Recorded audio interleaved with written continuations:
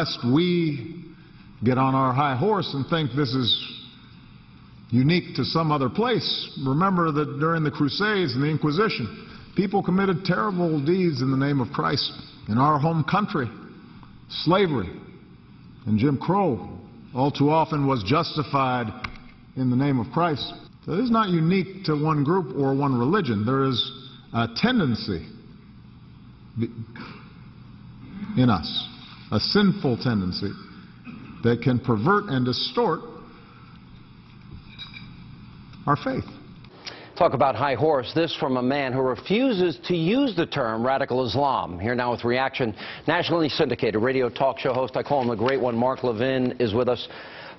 You talk about moral relativism, Mark. The terrible deeds in the name of Christ. He can't even say the Islamic State is ISIS. Would he ever say the terrible deeds committed in the name of Muhammad? Could you ever hear those words coming out of his mouth? No, we won't. This man is a nihilist and a narcissist and an extremist, and I would like to suggest that, Mr. Obama, here's a suggestion for you as the leader of the United States. This weekend, rather than going off and campaigning or going on vacation, why don't you go across the Potomac River into Arlington National Cemetery? Why don't you walk the rows and rows and rows of the dead heroes who liberated peoples who were facing genocide and tyranny of all kinds, World War I, World War II, the Korean War, the Vietnam War, and all kinds of wars. Those young men, if you look at those headstones, the overwhelming majority, all religions, but the overwhelming majority, Mr. Obama, are Christians. Why didn't you speak to them today, Mr. Obama? And ironically, you brought up slavery in the United States. And what's ironic about it, Sean, is if Abraham Lincoln took the position of Barack Obama, it would have been something like this. Lincoln saying, we've had slavery on every continent, in every country, since the beginning of mankind. The Egyptians enslaved the Jews. The Romans enslaved the Christians. Slavery is almost a human natural act, is it not? And Lincoln would say, following Obama's argument, don't get on your high horse. This is not an existential threat, Obama said the other day, of the genocide in the Middle East. And Lincoln might say, why in the world would I send hundreds of thousands of men to their death to end slavery? What Obama is saying and doing is the lowest of the low now. He really is not a leader of a great people. He's not a leader of a great nation. He is stuck in his own ideology. He's stubborn and ignorant at the same time. There are black Christians and black Muslims in Africa who are being slaughtered. They don't want to hear about the Jim Crow laws. There are Christians, there are other Muslims being slaughtered in the Middle East. They don't need a lecture from Obama about Christianity. The fact of the matter is, Obama is not doing anything effective or substantive to stop genocide in our time. Why would the president build this straw man argument, though, and go back 1,000 years, 700 years, 500 years?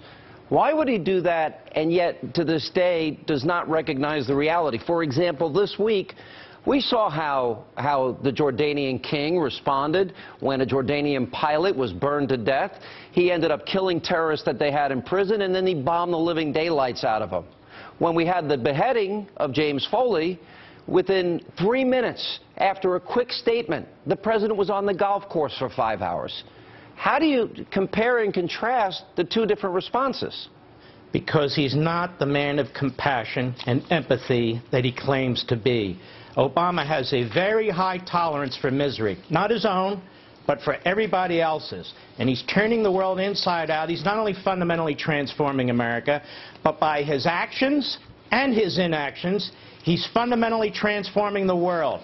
And what we now have is tyranny on the rise, genocide on the rise. Our allies are looking over their shoulders. They do not trust us to back them up, and they are right. At the same time, the enemy is on the rise. We are gunning our military, and our borders are open. It's exactly what I said. We're dealing with nihilism, we're dealing with narcissism, and we're dealing with extremism, and that equals Obama. All right, so the president's mysterious reluctance and resistance to even mention radical Islamists, radical Islam. The Islamic State is not Islamic, he says. He keeps saying this has nothing to do. 99.9% of Muslims are good people. Well, I'm looking at Muslim countries like Afghanistan and Iraq and Saudi Arabia and the Sudan and Pakistan, and we see oppression of women and human rights there. So somehow there's a disconnect. I don't think he'd ever talk about the terrible deeds done in the name of Muhammad. So what is this world view that he is using, that he sees here?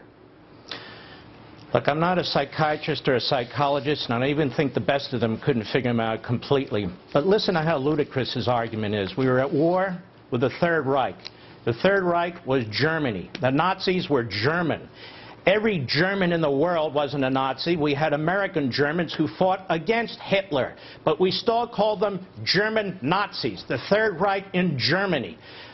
This is a hang-up Obama has. The problem is, if he were in a typical left-wing Ivy League classroom as an adjunct professor spewing this stuff, that would be one thing. The problem is he's commander-in-chief, and he's actually implementing this thoughtlessness, this idiocy, or he's not implementing anything at all. The whole world, the free world, is praying to God we can get through the next 2 years and get through this. One other thing. Obama's speech today sent two messages. One to our enemies, that this is not a serious man, they are gut-laughing, and one to all those people who are suffering, whose families are being slaughtered, that they cannot count on the President of the United States for help. All right, let me show you two maps. Savannah Guthrie, during the Super Bowl, interviewed the President and talked about how his strategy is not working. The President vehemently denied it, but there you can see it on the map, the increase in ISIS-controlled territories and the battle for both big cities and small, and the control that they've taken. Then we look at radical Islam in January 2015, and it's worldwide influence now, all around the world. The President denied that advancement as well.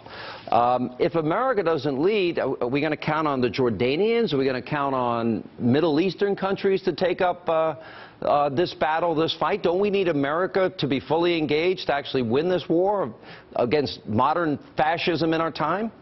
There's no question about it, and the fact of the matter is, for all of his talk that he thinks is in defense of Muslims, this president, because of the way he left Iraq, this vice president, his failure to get a status of a forces agreement, they have, in my humble opinion, lots and lots of blood on their hands.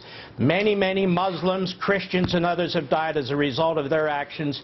He can give as many speeches and issue as many bumper stickers as he wants. And here's the other point. All right, we are going to get hit.